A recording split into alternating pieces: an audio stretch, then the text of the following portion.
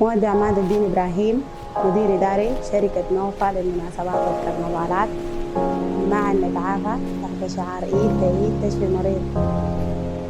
السلام عليكم، حسين الحاج المدير التنفيذي لشركة نوفا للكرنفالات والمناسبات. معا نتعافى تحت شعار إيد لإيد تشفي مريض. السلام عليكم، اسمي هبة علي، صاحبة تجربة مرضى السرطان. الحمد لله تعالجت وتعافيت تماما من بدري، موظفة في الاستراحة الخيرية لمرضى السرطان. مريض السرطان بيحتاج دعم من الأسرة، من الأهل، من الأقارب والأصدقاء، لأنه العلاج الكيماوي علاج صعب، فبيحتاج دعم من كل الناس اللي حواليه يتقبلوا المرض. لازم كل مريض يدعم نفسه ويكون قوي ونفسياته عالية عشان يقدر يتغلب على المرض ومؤمن بقضاء الله تعالى، لأن ربنا سبحانه وتعالى لا يبتلي الإنسان إلا إذا أحبه. معا نتعافى تحت شعار إيد بإيد تشفي مريض. منى الهادي، سايكولوجيست، إيد بإيد تشفي مريض. بسم الله الرحمن الرحيم، أخوكم محمد الحنان. معا نتعافى تحت شعار إيد بإيد تشفي مريض.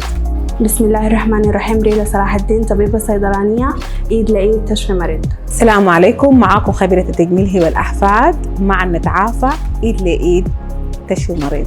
السلام عليكم، معكم الفنانة ريج عوض، إيد بإيد تشفي كل مريض ومعا نتعافى.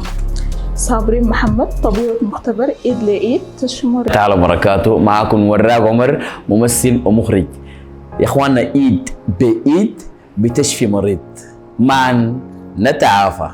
السلام عليكم، معكم الفنان محمد الساري، إيد بإيد تشفي مريض. السلام عليكم، معكم بكري دكين، طبيب، إيد بإيد نشفي مريض، معكم نتعافى. أنا الفنان محمد سناري، إيد لإيد تشفي مريض. السلام عليكم، معكم طل غاصب، صاحب محلات طل سيلفر، إيد بإيد تشفي مريض، معا نتعافى. بسم الله الرحمن الرحيم، معكم الفنان محمد علي، إيد بإيد نشفي مريض. السلام عليكم، معكم أختكم حسناء، صاحبة محل حسناء فشو، إيد بإيد تشفي مريض، معا نتعافى. منصور فيصل، إيد لإيد تشفي مريض. السلام عليكم، أنا الفنان أحمد إسماعيل، إيد بإيد تشفي مريض. السلام عليكم، آية عبد المنعم، مهندس معماري والمدير التنفيذي لشركة تاكسي كول. معا نتعافى تحت شعار إيد بإيد تشفي مريض. أنا الفنان صدام الدين دير، إيد لإيد تشفي مريض.